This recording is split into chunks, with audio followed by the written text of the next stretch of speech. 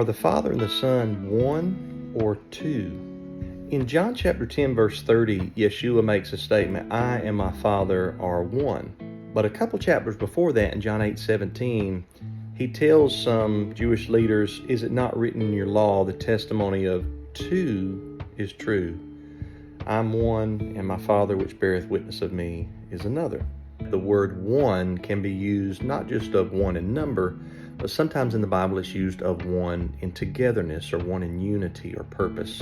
A good Older Testament text to go to here is Genesis 2, verse 24, where it talks about Adam and Eve, man and woman, husband and wife, and it says that they shall be one flesh. Yeshua comments on this in the Gospels of Matthew and Mark, and he says, the two shall become one. But when you count me and my wife, we're still two people, right? But we're to be one in purpose and unity and togetherness in plan. I believe this is what Yeshua is saying in John 10, verse 30, when he says, I and the Father, literally from the Greek, we are one. I don't think that just because I want it to be that way, but if you back up a few verses before, like in John 10, 27 through 29, you'll see that he's talking about how him and the Father are together in keeping the sheep. But in that text, he says, the Father gave me the sheep, and the Father is greater than all.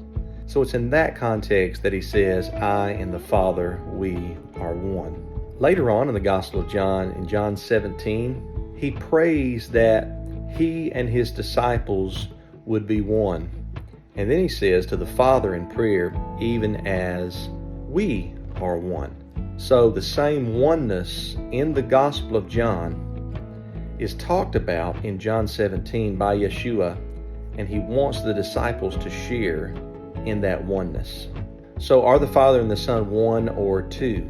Well, it's both. They're two people, but they're one in purpose, plan, unity, togetherness. John 10:30 is not talking about the Father and the Son are one person. It's not talking about, as is popularized in Trinitarian thought, that the Father and the Son are one in essence or substance.